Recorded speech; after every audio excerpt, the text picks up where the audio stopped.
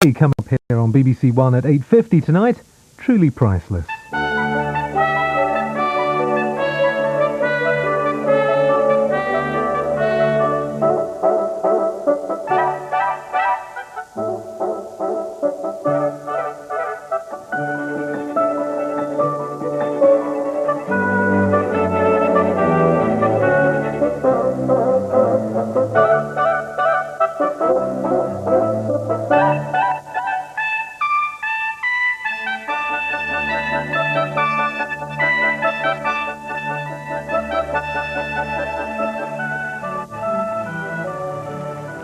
Looking at this great house in the chateau style, you might well think that we're in the French countryside, say on the banks of the River Loire. But we are in fact in Buckinghamshire, just 6 miles west of Aylesbury. This is Waddesdon Manor, home for more than 100 years of the Rothschild family.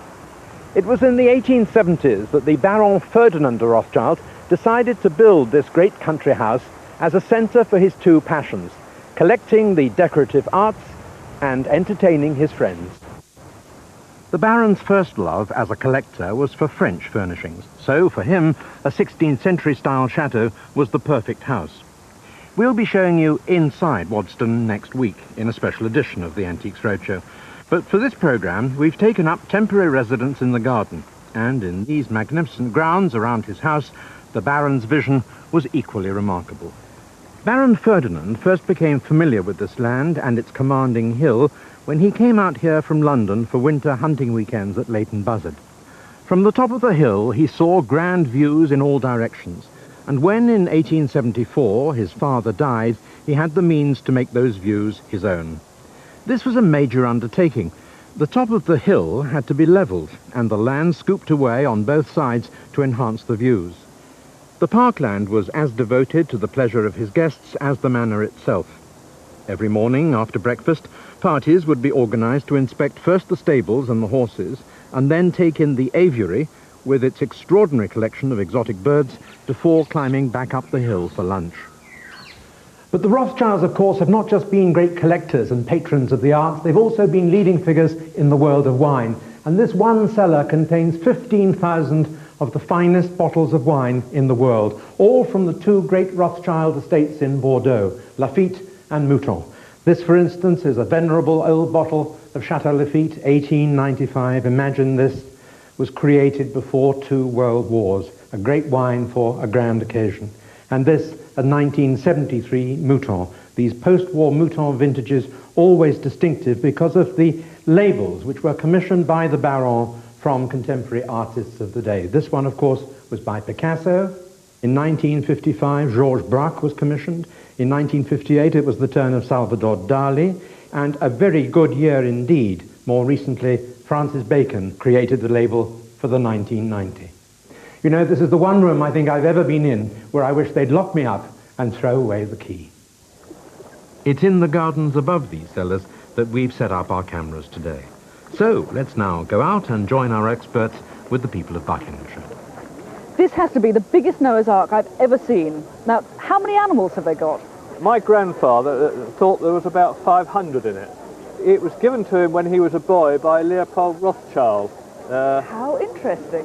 It was a Christmas gift to my grandfather. Can you date it back precisely? He wrote in his hand on the back here the history of it, and he says in the 1880s.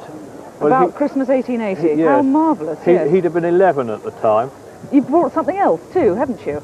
Well, yes, this comes from my wife's family. It was given to her father when he was a boy, I think just before the First World War. Has it ever been out of its box? I suppose it must have been. You'll see when you take it out. When he was a boy, my father-in-law had it out, and he had a friend, and they were playing with it on the floor. After the friend had gone, one of the lamps had disappeared. The friend had obviously pinched it. And a little bit of damage to the plaster driver.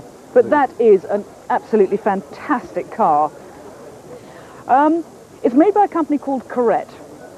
Oh. George Corette, one of the greatest of the German manufacturers. The Corette company was founded in 1886, and it only ran through until 1917, so its period of manufacture was really relatively short. Let's just look at the quality here. It's hand-painted with hand lining. The accessories are finished in nickel. Another good indication of quality, you've got rubber tyres on the wheels. And altogether, it's a really weighty object. And what I like particularly is the realism of these padded, simulated leather seats. Aren't they great? Now, value. Toys are very collectible today. And really, you've got two toys from two different eras, but both of them are extremely valuable. The Noah's Ark, with its history, I would say we're talking about between perhaps 10 and 15,000 pounds. How much? Between 10 and 15,000 pounds. And the motor car, between 6 and 8,000. My goodness. I mean, it's worth it. I mean, my grandfather was a typical farmer, and everything was nails and bits of string, and he's obviously done one or two repairs on some of the animals from time to time. The most important thing is that it survived. Now, one of the things I always enjoy seeing on the roadshow is furniture made out of bears. But this is a particularly fine set of 3 bears making a seat. Why have you got it? Where did it come from? Came from Interlaken in Switzerland. In Switzerland, yes. Right. My father had it made purposely for him. So it was a commissioned piece? Yes.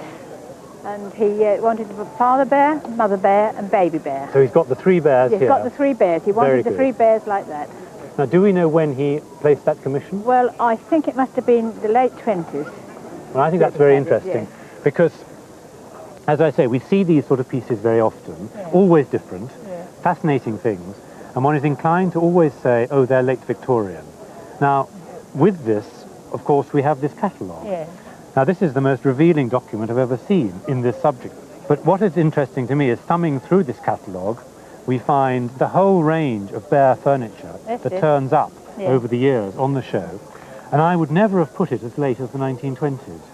I can say to you, I've always been wrong. What this represents is the continuity of a tradition that is essentially Victorian or 19th century into the 20th century and probably beyond. The association of wood carving and animals, particularly with southern Germany, Bavaria, Switzerland, of course, is well known. But the bear somehow has a particular fascination. And looking at this catalogue, that comes home to me. One can have bear everything here. Bear decanter holders, bear clothes brushes, anything you wanted could be made. As well. You've got bookends. Yes. Do you know what he paid? Well, I couldn't. I looked in the back of that catalogue. There is a price list. There is a price list there, but it's in French francs. It's French francs. And I'm afraid my exchange rates for the 1920s are not very good. No, nor mine. I'm sorry. So we can't do it. No, we can't do it. I can tell you what it would fetch today, because these are quite collectible. They're quite desirable, and I would put something like £500 to £800 on it. But of course, that doesn't really relate to the value of what it means to you as a family piece. No. And I've now got to reconsider everything I ever thought about carved bears. I inherited them from my mother, and before that they belonged to her mother and to her uncle, my great-uncle. Right. So, have you thought about when they might have been made and what they were for? I think they might be for snuff, but I'm not sure, and I really don't know much about them. Right, they are snuff boxes. Yeah. With this one, which is going to date from we're looking at the early part of the 19th century. It's marvellous the way they've set in. This is micro mosaic. And these tiny, tiny pieces of stone set into the top. And again, the patience to produce something. Yeah. It's actually a wee bit easier as a technique than is often thought. I mean, they don't sort of cut them all to that size and joggle them into position. They actually have little rods and then smooth it down. So it makes it a little bit easier. Then to this one, which has the most superb enamel on the lid. But what have you been doing to it? I know. Long before they were mine. I can't throw any light on that at all. I know. It's quite badly damaged. It's quite badly damaged there. It needs a top restorer. Yes. Again, the wonderful flowers there, and it's such a shame that damage has occurred. But it's not beyond redemption. The scene on the top, as far as I can see there, it's Mercury, of course, with his winged hat. And I think this is almost certainly Diana. But a beautiful example of the enameller's art. I mean, it couldn't really not be finer. Had you thought about values at all with either of these boxes? Well, only frightfully vaguely. I mean, I know that this one being so damaged obviously will have lost a lot of its value, but I mean, no, I really don't know. No. Just some very vague idea. As it is, even with the damage, I would say with this box, we'd be looking at least 1,500 to 2,000 at auction. Really that much, even with the damage? Even with the damage. And properly restored, one would obviously be looking at significantly more. This one, I think we're looking a wee bit more. As it is, I would be quite happy in saying that at auction I would expect that box to be selling between £4,000 and £6,000. Really? Gosh. And I would be insuring it nearer to the £8,000 to £10,000. Gosh, that is a lot more than I thought it was worth. Oh, look! One of these lovely little sort of early Art Deco figures made by Lorenzo, the great name. But I have to say, it's the box you brought it in that really interests me. This is a beautiful leather suitcase. And presumably it's come down through the family? It has. Yeah. Yeah, it wasn't my mother's. She bought it round about 1920. And having the original brushes with the beautiful wood backs is an added bonus to a suitcase like this. Normally I wouldn't expect to see the original contents. And look, you've even got the manicure sets. I mean, it really is a little time capsule. If you wanted to sum up the 1920s travel arrangements, then you've actually got quite a nice little hoard. In their own day, these leather suitcases, crocodile skin suitcases, were highly valued and came with their own outer cover. That's right. There's the cover you'd have for travelling. You've got the original thing. I mean, there are shops which specialise in selling luggage and suitcases of this period today. And I think I'm right in saying that if you saw a piece in this condition with its content, you could expect to see a price tag anywhere in the region of £700 to £1,000. Just what is that? For the suitcase. Wow. Well, what a charming young girl. Isn't that a lovely expression she's got? It's a total serenity, isn't it? It's beautiful. What sort of history have you got with it? It actually belongs to some friends of mine who knew I was coming today and they asked if I could bring it. The date of this is second half of the 18th century, and it's a Chinese mirror picture. So if you break the glass, you've broken the whole thing, because the painting is on the reverse of the glass, and the detail is such that they put the gold there, for example, goes on before the dress. The decoration there would go on before the fabric of her skirt. The pupils go on before the eyes. Oh, cool. It is totally in reverse. I see. All right? Yes. It was a technique that the Chinese developed. We tried to do it in Europe, but with less effect. And I think, basically, done for the European market. Now, it is a very fragile work of art, obviously. And insurance for this would have to be in the region of £4,500. Lord. So take care on the way home. I better wrap it up. Well, it really is such a treat to see such a pure, untouched and unrestored piece of Regency furniture. Mm-hmm. I mean, opening the top, I mean, the colour, it looks completely unused. Do you ever use it, or is it kept very much against the wall? No, it's very much against the wall, yes. What really is unusual about it is the mechanical movement, which, if you could very kindly give me a hand in just... Yes. I'll try and open the top. If you hold on to there.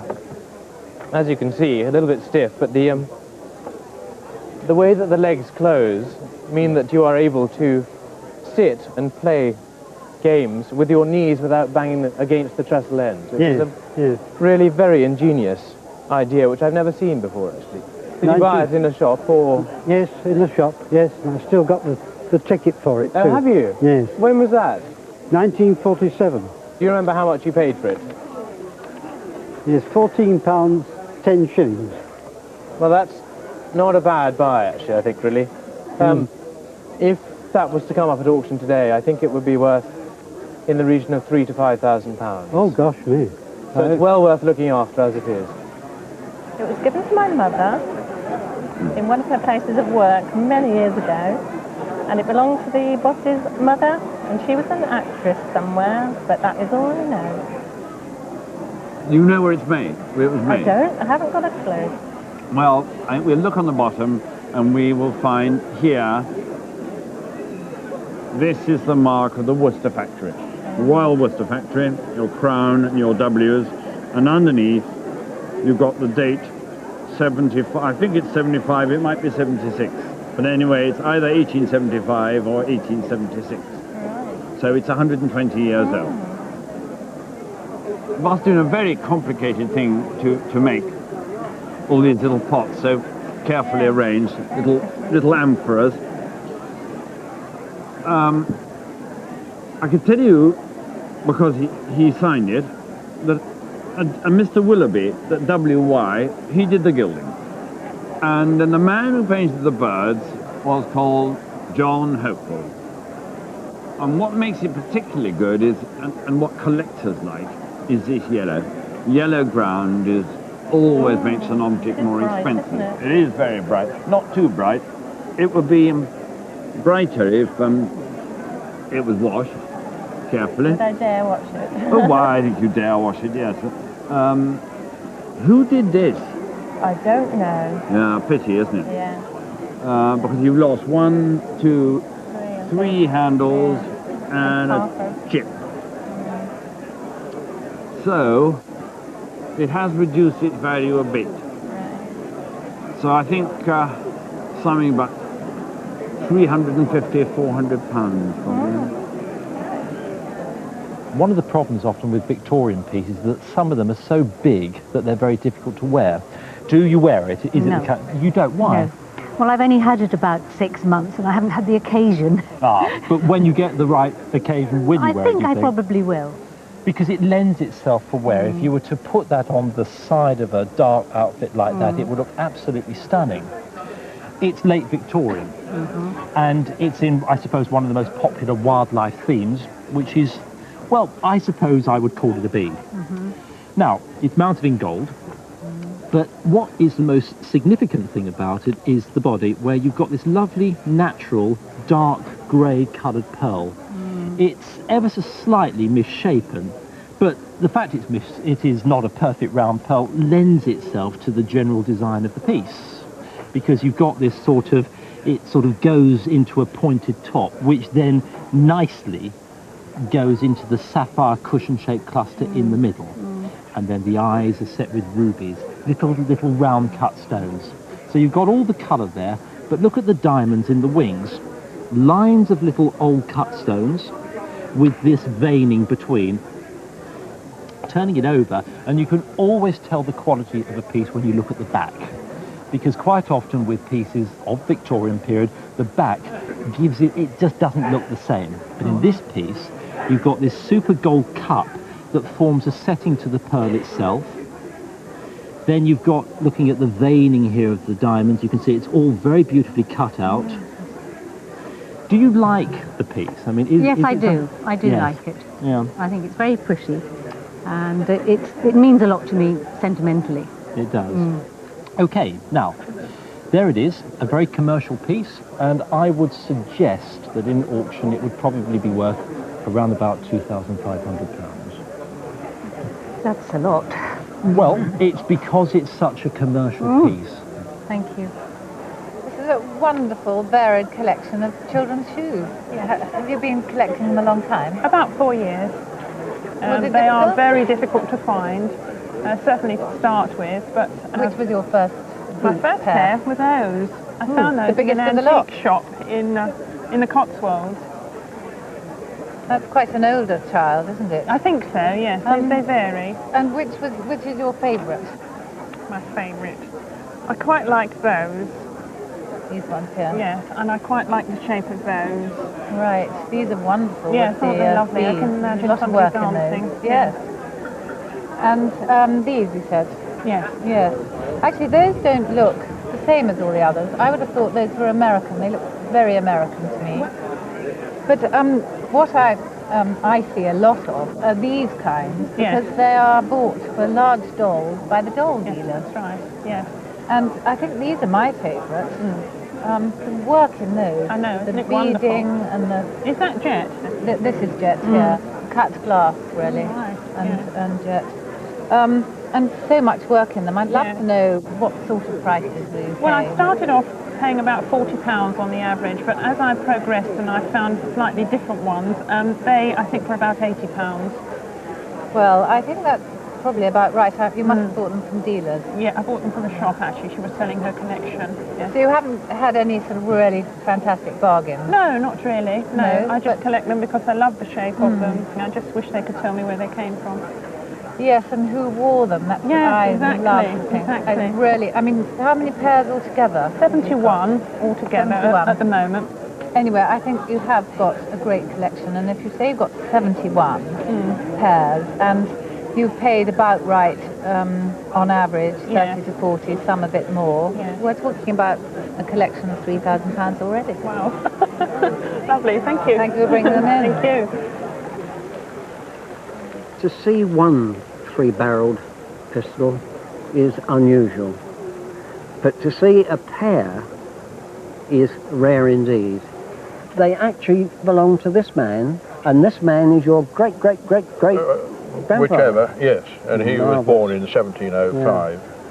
But isn't that great? There's the man who owned the pistols, and here are the pistols. We're very fortunate. These pistols would probably be carried by him on journeys if he had to go by coach somewhere and do a journey with money or valuables, and they would be his protectors. To describe the action to you, when they load these pistols, they put powder into that trough there, and then with this little catch here, it's sealed off, right? Right. You cock your pistol and close up your frizzen. Now she's all ready to fire. Right.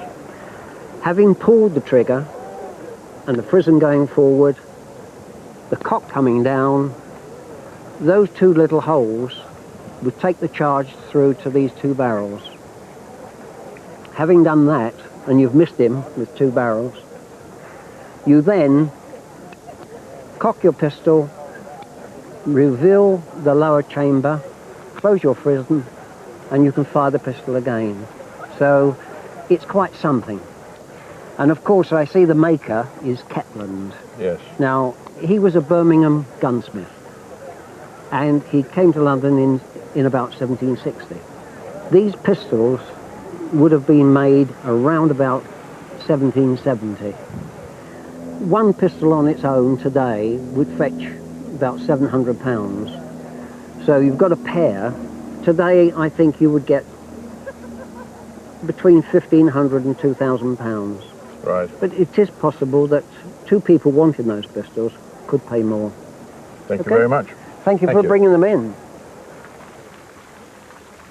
If you're fortunate enough to own an oil painting, the chances are that you either bought or inherited with it some problems. They might be problems caused by too much sun, too much central heating, or rising damp.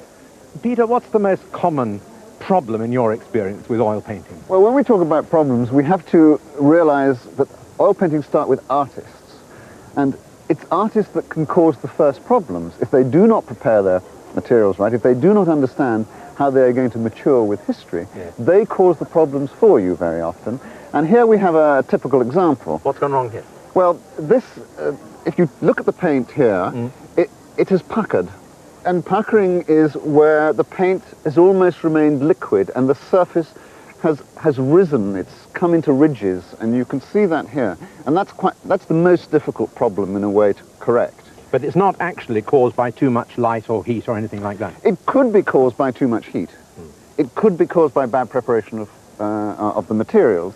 It could be far too much oil in the paint, for instance. So it's remained too liquid too long. In fact, we should perhaps go back to here to see the original preparation. We have a painting here on canvas. That's one medium. We have one here on a wooden panel. But almost all paintings have a traditional dressing of white gesso. You see, that has a white base. That white base serves two purposes. First of all, the gesso is made of a liquid chalky substance which makes the surface absolutely flat.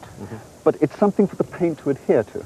If it's not prepared properly and put on properly, you can get puckering, you can get spreading. Now this is much more easy to deal with. Here the paint is spread. But This can be filled and touched in, and a restorer can fill and that touch in, you can never see it. Whereas this is a much greater problem. And finally, what about cleaning? Should anyone ever attempt cleaning themselves? Absolutely never. I mean, these works of art are not, even if we paid for them, they are not our possessions.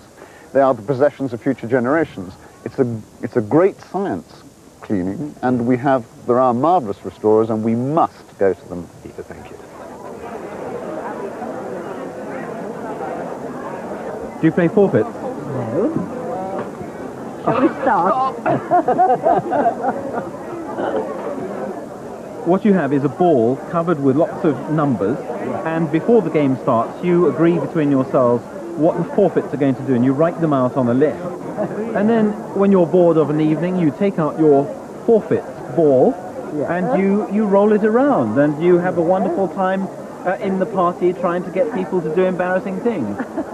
Now, this object is actually made of clay, and at one stage it was glazed, but the glaze is rubbed off from loving use. And judging from the numbers, this was manufactured in Staffordshire sometime around 1800 to 1820. I suppose you want to know what it's worth? Yes. Well, shall we find out? Oh, yes, what a good idea. 26. Well, let's multiply by 8, shall we? I think I cannot see you buying that in a shop for under £200, and it may well be worth a good deal more than that. Well, what a surprise. Thank you very much indeed. You know, we have more Bibles on the Antiques Roadshow than almost anything else, but this one is quite an exception. It's a lovely edition. It's slightly soiled. Some of it is slightly soiled. One printed in Zurich here in Switzerland, and the year is 1560s. And it's a lovely illustrated Bible.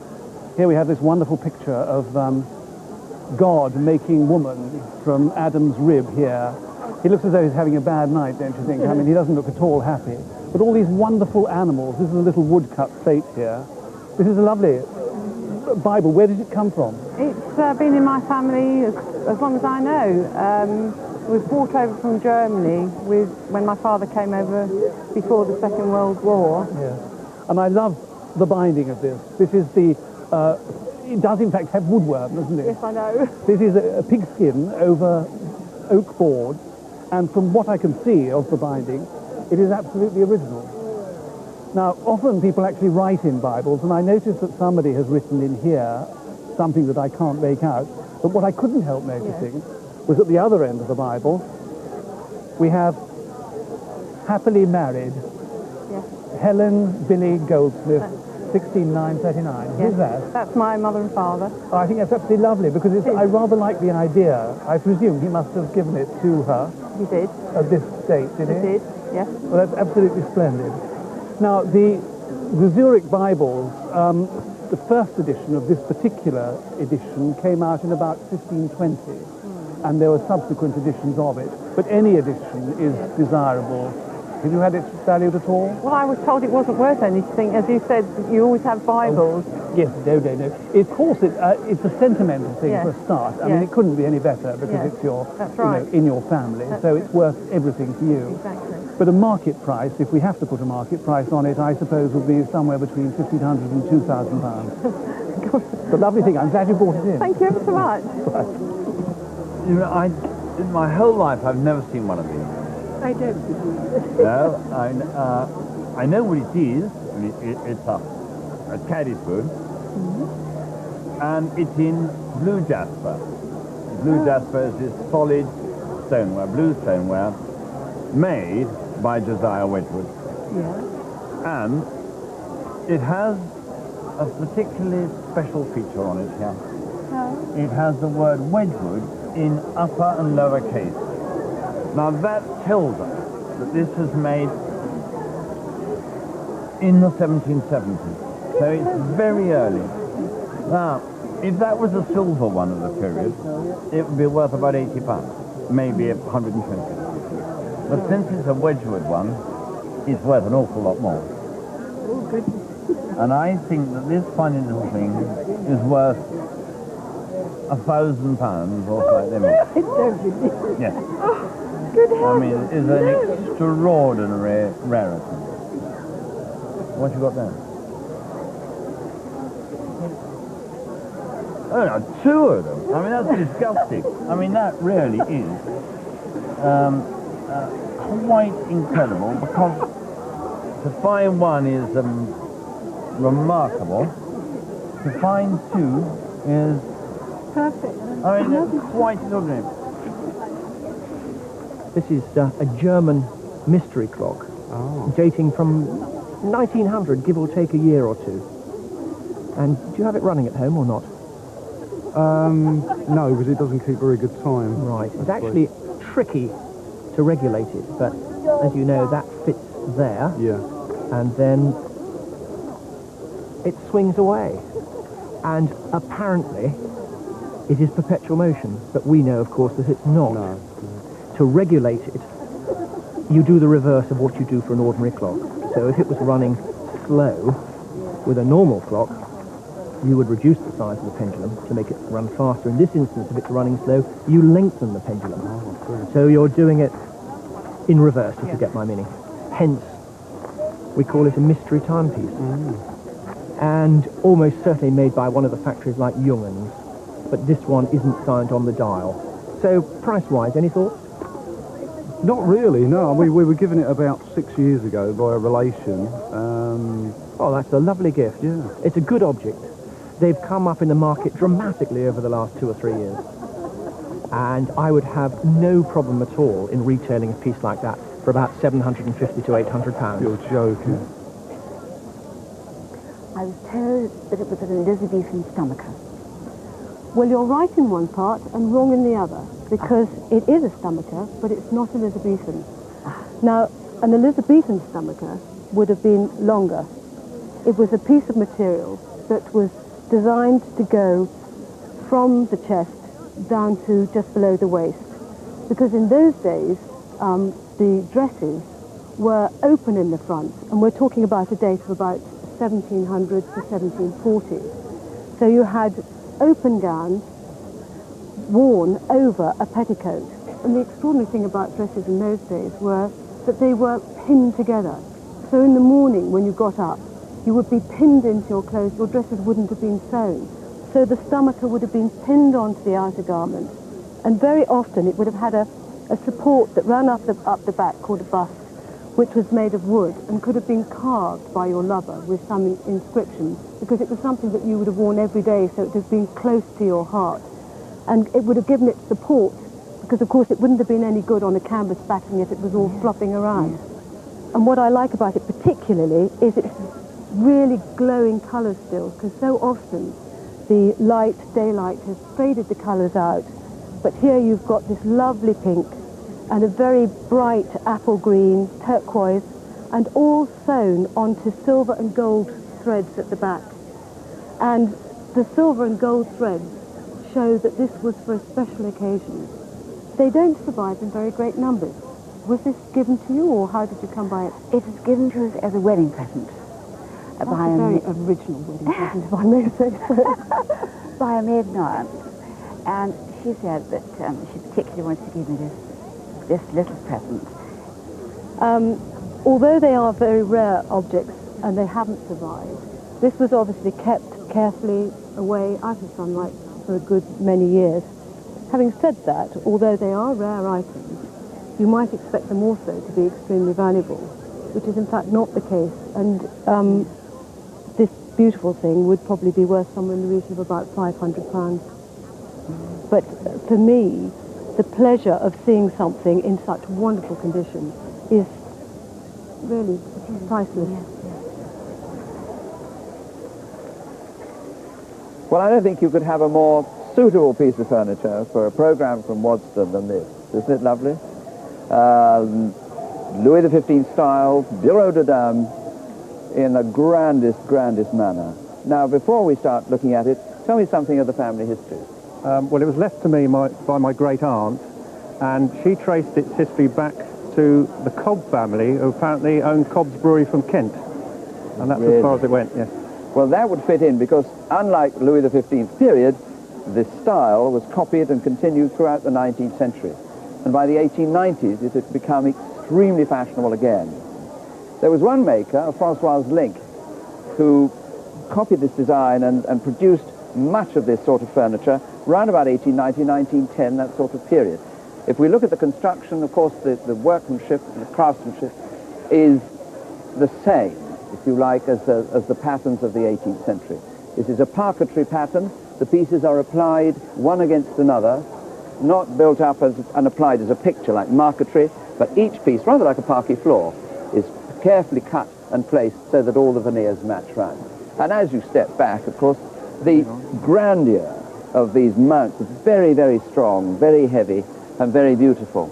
And if we look carefully, you can see here, if you look at the flower heads, even those are chased and pounced. It's a marvellous hand-finishing technique, which you don't get with cheaper copies. And of course there were cheaper copies, because everybody liked this shape, and they reproduced them in various standards to fit every purse. How about the leather? The leather, well, this is the original leather surface, and I prefer to see the old used leather than a bright spanking new one. However, I should tell you that in the 18th century, French desks, they changed the leather every year, sometimes according to the season. So they had bright blues and reds and greens. But I think this has mellowed in with the rest of this. Bearing in mind, these colours were much more vibrant when new. So, an important looking desk. Quite a stunner, really. What sort of, has it got a price on it? Do you have it valued? Well, when my aunt left it to me, a letter came with it, and she said to insure it for £1,850. This was in 1991. 1991? Yes. I'd insure that for £18,500. Really? Yes. I pushed my premiums up. What do you use your jar for? Well, that actually belongs to my mother, and at the moment it's standing in her fireplace. But it did for about 4 or 5 years stand outside on her patio. With plants or something? Well, yes, just a plant in Well, it. that seems quite a sensible thing to do. What do you do with yours? It actually belonged to my husband's grandmother, Yeah. and when she died, it was handed down. I said that I liked it at the time, and she was like, oh, if you like it for you, you can have it. And your ma got this? Actually, a friend of my mother's gave it to her about 20, 25 years ago. So in a sense, they're both gifts. Mm. Well, they are two quite similar pieces insofar as they are both Chinese. But let's take yours first, because this one is covered with a classic Chinese flower, the lotus, which forms the whole backdrop of the whole jar. This one was made for the export market, and this one was made for the domestic market. This is a very typical Chinese shape with typical Chinese, rather formal borders, whereas this is what the Chinese were producing, which they knew would go down well in Europe. One particularly nice thing is that your lid has totally different decoration on. We've got little Chinese gentlemen sitting here in the panel. And in between these stems, do they remind you of anything? Does it suggest anything to you? Lilies to me. Lilies, that's right. Well, you see, the Chinese buyers then knew what the Europeans wanted over in Europe, and so they provided something that resembles Delft in parts of the design. But I suspect that when this was taken off the shelf, they took the wrong lid. I didn't think it matched. Yeah, at well, all. you're absolutely right. But the fact is the porcelain is of the same period. Now, this is really rather nice to have two jars side by side, both of which are Ming dynasty. So we right to call it the Ming, but it's not worth a fortune. Now, yours Gosh. was made towards the very end of the Ming dynasty, sometime between 1600 and 1620. Yours was made maybe around 1540. 1550. It should have a lid like this one. It should have had a lid, and this was actually a domestic object for wine. It's known as a guan, a wine jar. Right. What are they worth? Do you have any idea? Do you have it insured? You don't have it. Do you have it on insurance policy, anything like that? Nothing, no. Well, I think if you sold this one in today's market, you would get somewhere between £3,000 and £4,000.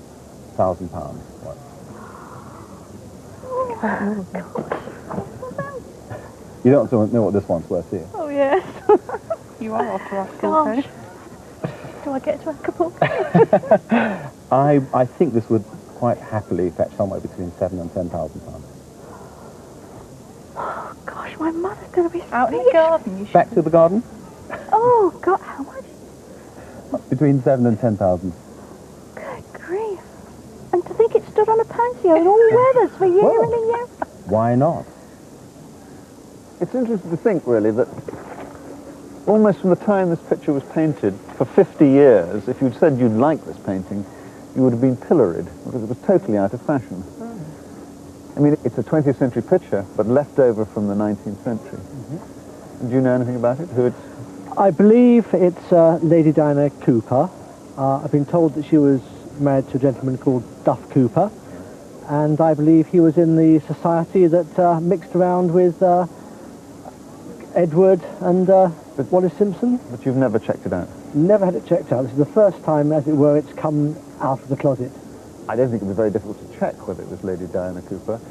I think she is obviously in her best ball gear of the era.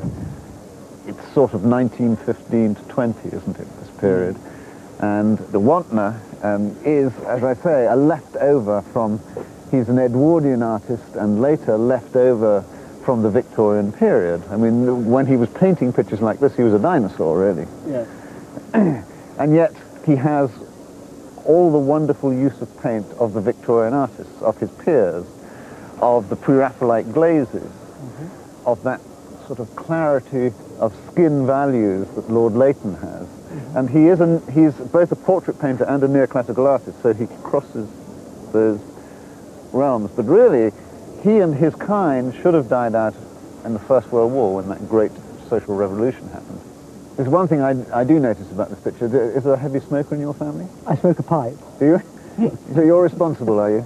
Well, actually, it's not hung. We're in a small cottage, and we don't have a room large enough for it. I have to say it's kept under the bed.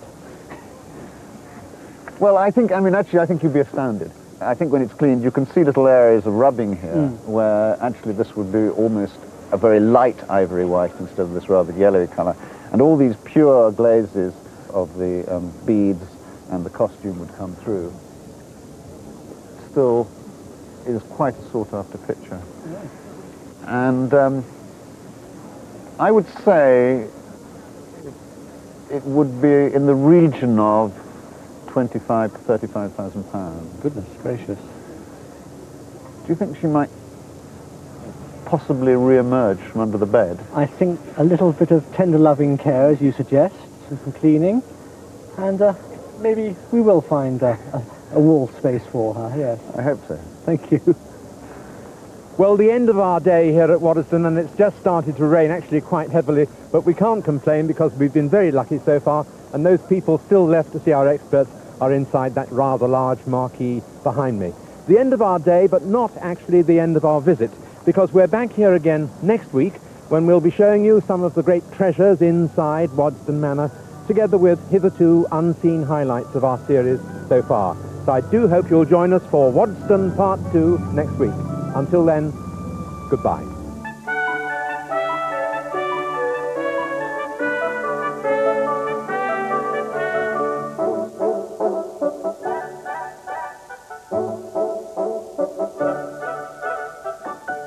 Father Peter's left holding the baby next on BBC One in Ballykissangel.